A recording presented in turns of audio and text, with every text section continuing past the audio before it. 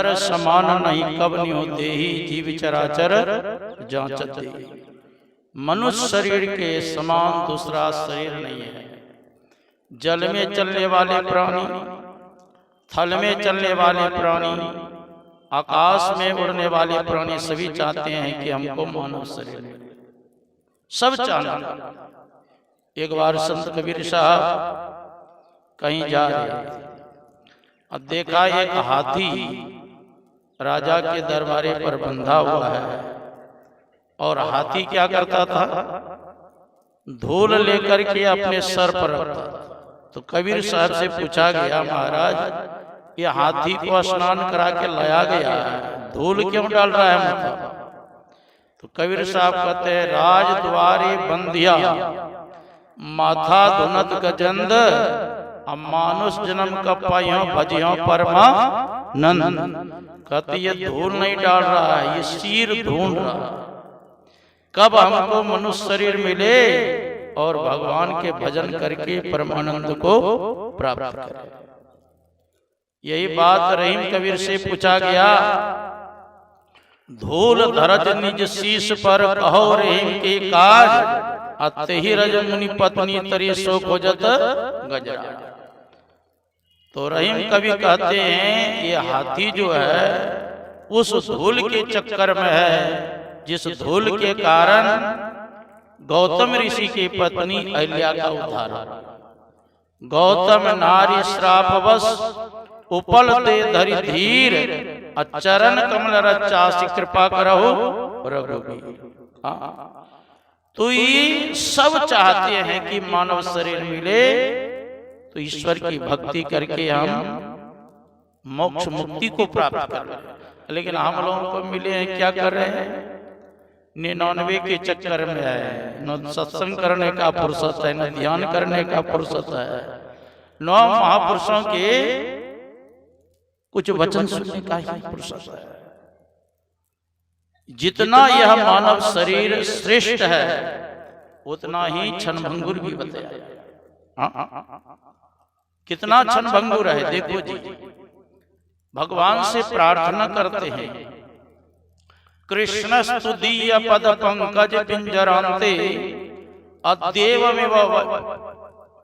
कहते हैं कृष्ण स्तुदीय पद पंकज पिंजरांते अद्येवमेव विशतु मानस राजहंसः, प्राण पयान कपवात पित्ते कंठावरोधन विधौ कृष्णम मस्ते।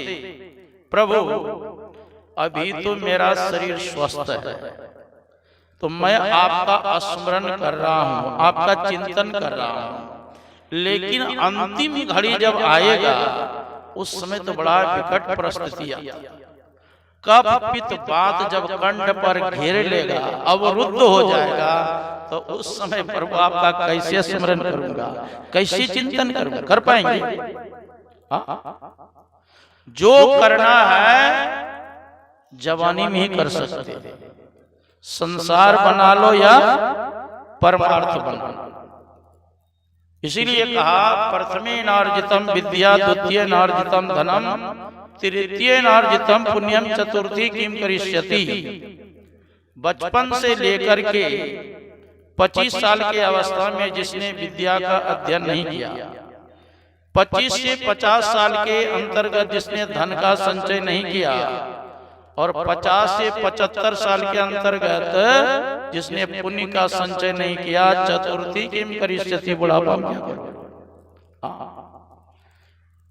तो ये मानव शरीर मिला है किस लिए? परमात्मा की भक्ति करने के, ईश्वर की भक्ति करने के। भगवान कृष्ण भागवत में कहते हैं, नृदेह माध्यम सुलभम सुदुर्लभम प्लवम सुकल्पम गुरुकर्ण धारम, मायानुकूलेन ते भस्व तेरितम पुवान भवाभिन्नोत्तरिस्वात्मा। नृदेह माध्यम सुलभम सुदुर्लभम, ये मनुष्य शरीर क्या है? भवसागर पार होने के लिए नाव है। और सदगुरु क्या है? वो मल्ला है। और भगवान कहते मेरी कृपा क्या है? वो अनुकूल वायु है। ऐसे शरीर को प्राप्त करके भवसागर से पार होने का प्रयत्न नहीं करता है, वो आत्महत्या का पाप करता है। यही बात रामचरितमानस में भी है। जो न तरे भवसागर नर समाज अस्पाय अशोकृत निंदक मंदमती आत्महनगति जा। आत्महत्या का पाप लगता है। एक ब्राह्मण देव उब करके घर से उब करके जंगल चले गए, एक वृक्ष के ऊपर चढ़ गए, सोचा यहां से कूदेंगे आत्महत्या कर। इतने में क्या हुआ, इंद्र स्वर्ग से सियार का वेश धारण करके आ गया वृक्ष के पास। कहते हे ब्राह्मण देवता, किस लिए चढ़े हो वृक्ष के ऊपर? महाराज मैं घर परिवार से उब गया, अब मैं वृक्ष के ऊपर से कूदूंगा और आत्महत्या करूंगा। अब पहले उतरो नीचे, तब बाद में आत्महत्या करना, आत्महत्या करना। उतरे, सियार के भेष में इंद्र कहते देखो हाथ में क्या है? अब बहुत खटा चुबा हुआ। पैर में क्या है? बात बहुत खटा चुबा हुआ। कहा अगर ब्राह्मण वाला शरीर छूट जाएगा, हमारे जैसे सियार शरीर में आएंगे तब सुख मिलेगा। अपने से देखो मैं खटा नहीं निकाल सकता, पीठ में घाव किया मलहम पट्टी नहीं करा सकता हूं। अरे मनुष्य शरीर मिला है, कुछ भी बन सकते। अभी हम लोग सोचते हैं कि इस शरीर का क्या कीमत, उब गए। अब कोई कहे देखो जो मरना तो है ही है, मरने के पहले तो आंख दे दो, तुमको 2 लाख रुपया दे देंगे, दीजिएगा? अरे नहीं तो कम से कम किरणीय दे दो ना, 2 नोट निकाल करके, मरना तो है ही, तुमको 5 लाख दे देंगे, दीजिएगा? करनी कितना महत्व है ये कि एक अंग का पता नहीं। ये मानव शरीर मिला है किस लिए? परमात्मा की भक्ति करके।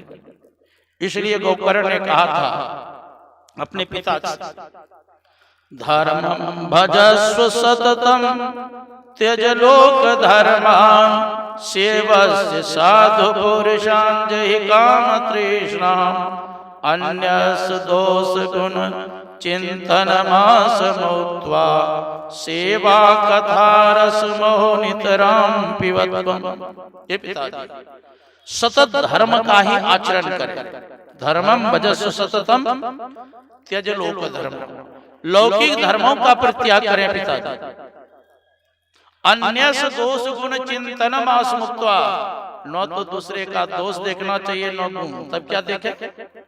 का देखो अगर दोष देखना हो मानव को अपना दोष देखना चाहिए, और गुण देखना हो तो अपने इष्ट का गुण देखना चाहिए।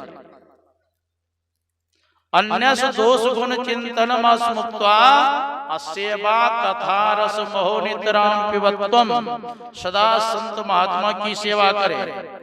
गुरु महाराज के भी वचन में है, गुरु की भक्ति साधु की सेवा अब बिनु कछु नहीं पाई। जब तक गुरु की भक्ति नहीं करेंगे, संतों की सेवा नहीं करेंगे, कुछ मिलने वाला नहीं है। अन्यस दोष गुण चिंतन मास मुक्त्वा सेवा कथा रस मोह नितराम पिबत्वम्। सदा संत महात्मा की सेवा करें, अब परमात्मा का चिंतन करें। इसीलिए भगवान ये मानव शरीर मिला है, मानव शरीर मिला है भगवान की भक्ति करके। अब कितना यह दुर्लभ शरीर है, कितना ये महत्वपूर्ण शरीर है यह मानव का। योग शास्त्र में आया है, देहस्था सर्व विद्याश्च देहस्था सर्व देवता देहस्था सर्व तीर्थानि गुरुवाक्येन लभ्यते। देहस्था सर्व विद्याश्च, इसी शरीर में सारी विद्याएं हैं, सारे देवता हैं। देवता कितने हैं? अरे वैदिक शास्त्र में 33 करोड़ देवता है। अब 33 करोड़ देवता जो है सब ब्रह्मचारी है कि शादी ब्याह भी किया है? अरे सबकी पत्नियां है ना, भगवान विष्णु के लक्ष्मी है, भगवान शंकर के पार्वती जी है, ब्रह्मा जी के ब्रह्मणी है, इंद्र के शची है। तो 33 करोड़ देवता, 33 करोड़ देवियां, कितना हो गया? 33 गुना 66। एक एक ही पुत्र हुआ होगा तब कितना हो गया? 99 करोड़। सब इसी में है ना। दाएं आंख में सूर्य का वास, बाएं आंख में चंद्र का वास, नाक में अश्विनी कुमार का वास, मुख में अग्निदेव का वास। जिह्वा में वरुण देव का वास, कंठ में मां सरस्वती के वास, छाती में भगवान शंकर मां पार्वती के वास, नाभि चक्र में भगवान विष्णु और लक्ष्मी के वास, हाथ में इंद्र के वास, पैर में उपेंद्र के वास, लिंग चक्र में ब्रह्मा जी के वास, गुदा चक्र में गणेश और जमराज के वास। और जितने हमारे शरीर में बाल रोम है सब में देवता वास करते हैं। कितने बाल है गिनती किया? महापुरुषों ने कहा 4 मिले 64 खिले, 20 रहे कर जोर, हरिजन सा हरिजन मिले पुलकित होता 7 करोड़। 4 मिले, कोई मित्र हम मिलते हैं तो 2 आंख अपना 2 उनका, हमने सामने देखते हैं तो 4 मिले। अब बहुत दिन के बाद मिले हैं तो हंसते भी हैं, तो 64 किलो में 32 दांत अपना 32 दांत मित्र। अब 20 रहे कर जो 10 उंगली अपना और 10 उंगली मित्र, हरिजन सो हरिजन मिले पुलकित होता 7 करोड़। एक भक्त दूसरे भक्त से मिलते हैं तो कहते हैं हम लोगों के 7 करोड़ मन 3.5 करोड़ रोम हमारे शरीर में है, और 3.5 करोड़ मित्र के शरीर में सब रोम के करोड़, सब में देवता वास करते हैं। कैसा अद्भुत शरीर है। देहस्थासर विद्याश्च देहस्थासर देवता देहस्थासर तीर्थानि गुरुवाक्येन लभ्यते। 33 करोड़ देवता 33 करोड़ तीर्थ, ये सारी विद्याएं हम लोगों के शरीर के अंतर्गत है। कितना अद्भुत शरीर है। लेकिन गुरु वाक्य न लभ्यते, जब तक गुरु के शरण में नहीं जाएंगे न देवता का दर्शन होगा, न तीर्थ का दर्शन होगा, न सारी विद्या ही प्राप्त होगा। इसलिए कहा दुर्लभो विषय त्यागो दुर्लभम तत्व दर्शनम दुर्लभा सहजावस्था सदगुरु करुणा। सदगुरु के दया के बिना विषय त्याग दुर्लभ है। सदगुरु की दया के बिना तत्व दर्शन परमात्मा का साक्षात्कार दुर्लभ है, और सदगुरु के दया के बिना सहज समाधि की अवस्था दुर्लभ है। अगर सदगुरु कृपा कर दे तब तो कहते हैं विषय त्याग सुलभ हो जाएगा, परमात्मा का दर्शन सुलभ हो जाएगा, और सहज समाधि की अवस्था प्राप्त सुलभ हो जाएगा। इसलिए सदगुरु के शरण में जाकर के उससे युक्ति जान करके साधन करेंगे, तभी सुख और शांति प्राप्त होगा।